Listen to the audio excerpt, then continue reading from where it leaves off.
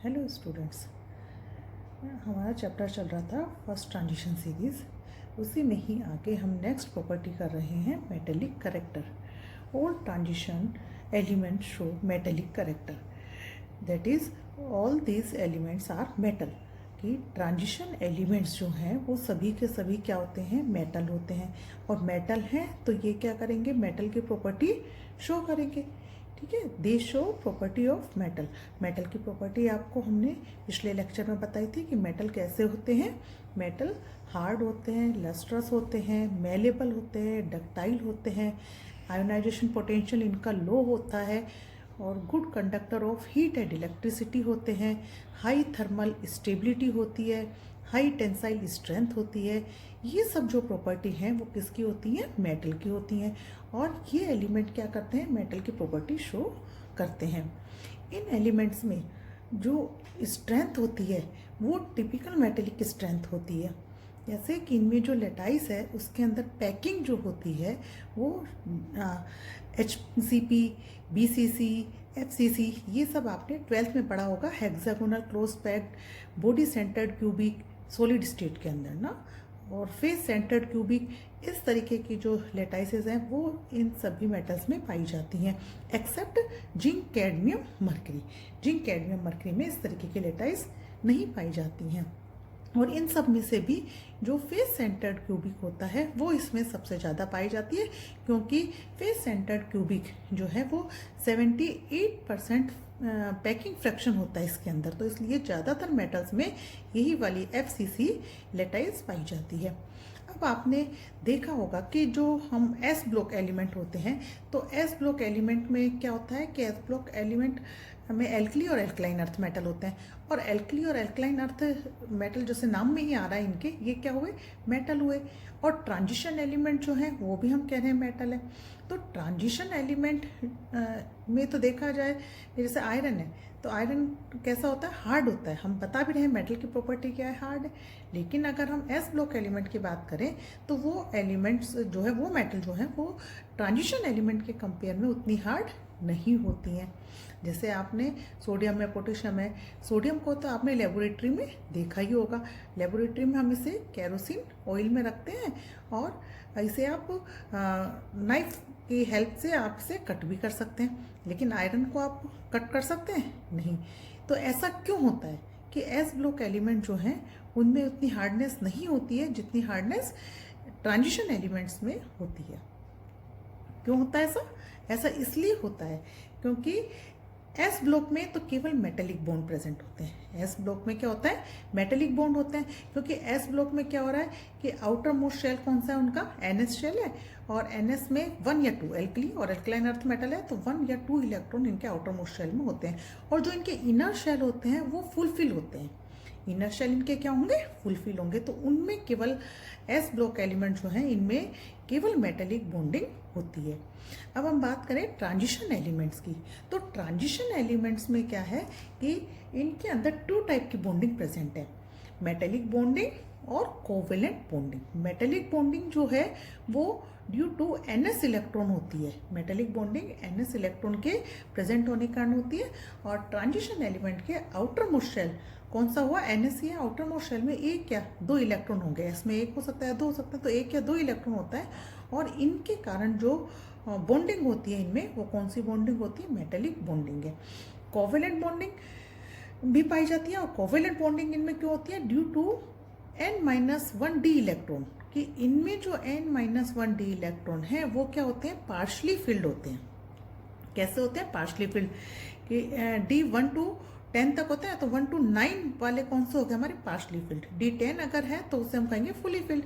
तो इनमें जो पार्शली फिल्ड इलेक्ट्रॉन है इनमें क्या होगा कि ओवरलैपिंग होती है, और उस ओवरलैपिंग से कोवेलेंट बॉन्ड फॉर्म होते हैं। क्योंकि कोवेलेंट बॉन्ड के लिए क्या होगा कि शेयरिंग होनी चाहिए कोवेलेंट के लिए, और शेयरिंग के लिए उनके पास में क्या होना चाहिए, वेकेंट ऑर्बिटल होना चाहिए। ठीक है, तो हम ये कह सकते हैं कि कोवेलेंट बॉन्डिंग जो है वो किस लिए है, हार्डनेस के लिए है। कोवेलेंट बॉन्डिंग किसके लिए हुआ, हार्डनेस के लिए हुआ। और मेटेलिक बॉन्डिंग जो है, मेटेलिक बॉन्डिंग किसके लिए रिस्पॉन्सिबल है, good conductor of heat and electricity. ये मेटेलिक बॉन्डिंग के लिए हम ये कह सकते हैं कि मेटेलिक बॉन्डिंग जो है वो गुड कंडक्टर ऑफ हीट और इलेक्ट्रिसिटी है, क्योंकि मेटेलिक बॉन्डिंग में डिलोकलाइज्ड इलेक्ट्रॉन होते हैं इसके अंदर, और मेटेलिक बॉन्डिंग जो है वो डिपेंड करता है इस मेटेलिक बॉन्डिंग जो है वो डिपेंड करता है चार्ज ऑफ आयन पर। ठीक है, किस पर डिपेंड करेगा? चार्ज ऑफ आयन पर डिपेंड करेगा। तो कोवेलेंट बॉन्डिंग को हम कह सकते हैं, covalent bonding is responsible for hardness. और हार्डनेस किस पर रिस्पॉन्सिबल होगा? हार्डनेस होगा नंबर ऑफ अनपेयर्ड इलेक्ट्रॉन पर। किस पर हो गया? नंबर ऑफ अनपेयर्ड इलेक्ट्रॉन पर हार्डनेस हो गया। और मेटेलिक बॉन्डिंग हमारी हो गई है कि good conductor of heat and electricity, क्योंकि इसके लिए हमें इलेक्ट्रॉन चाहिए।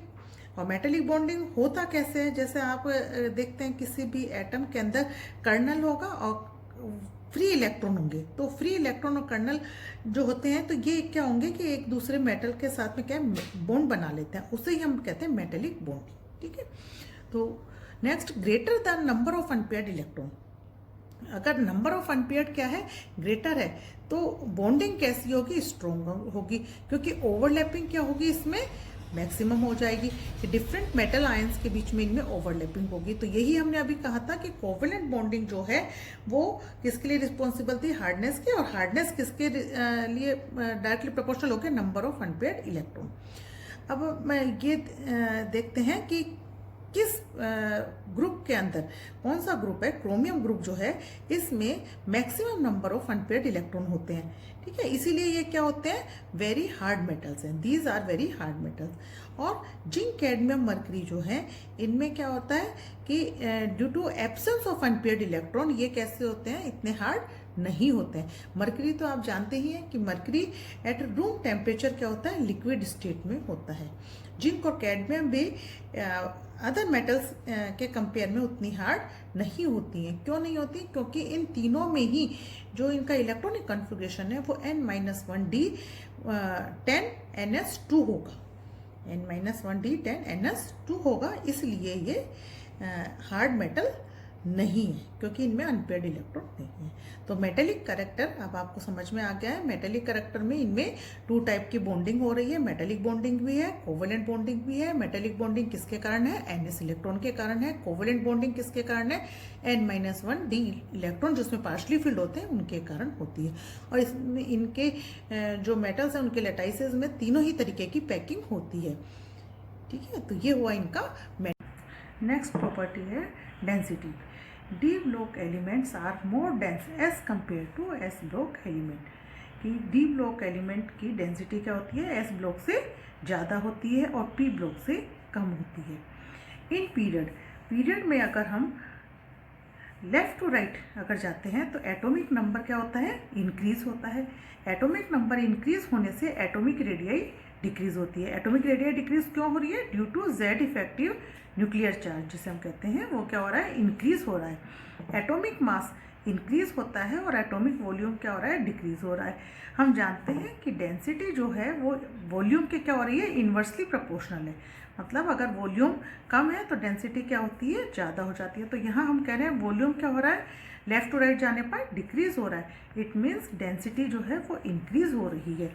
ये जो ट्रेंड है वो हम कहाँ तक बता रहे हैं? स्कैंडियम से कॉपर तक, मतलब ग्रुप 3 से लेकर 11 तक हम ये चीज़ बता रहे हैं कि डेंसिटी जो है वो इंक्रीज होती है, but density drop eight group 12th। Group 12th जो आता है तो वहाँ हम कह रहे हैं एक्सेप्शन आ जाता है, वहाँ डेंसिटी क्या हो रही है? डिक्रीज होती है। क्योंकि हमने एटॉमिक रेडियाई जब पढ़ाया था तो आपको बताया था कि एटॉमिक रेडियाई का जो ट्रेंड है वो कैसा होता है? इरेगुलर होता है। एटॉमिक रेडियाई स्टार्टिंग के एलिमेंट्स में क्या हो रही है? डिक्रीज होती है, देन मिडिल वाले एलिमेंट्स में वो लगभग कांस्टेंट हो जाती है, और एंड में कॉपर से जिंक जब हम 11th से 12th ग्रुप के अंदर जाते हैं तो क्या होती है? एटॉमिक रेडियाई इंक्रीज होती है। ठीक है, तो यहाँ हम बताते हैं एटॉमिक रेडियाई इंक्रीज क्यों हो रही थी? क्योंकि यहाँ पर जो स्क्रीनिंग इफेक्ट है वो क्या हो जाता है? ग्रेटर हो जाता है। किस पर? न्यूक्लियर चार्ज पर। तो 12th ग्रुप में हमारे पास क्या आते हैं? जिंक, कैडमियम और मरकरी। जिंक और कैडमियम जो है वो सॉफ्ट मेटल होते हैं, और मरकरी एट रूम टेम्परेचर आप जानते ही हो लिक्विड होता है। तो यहाँ जब हम कह रहे हैं 11th से 12th ग्रुप में जा रहे हैं तो 11th ग्रुप में कौन से आपके मेटल आते हैं? Coinage metal CuAg Au। तो कॉपर से जिंक की तरफ जब हम जाते हैं तो साइज क्या होता है? लार्ज हो जाता है।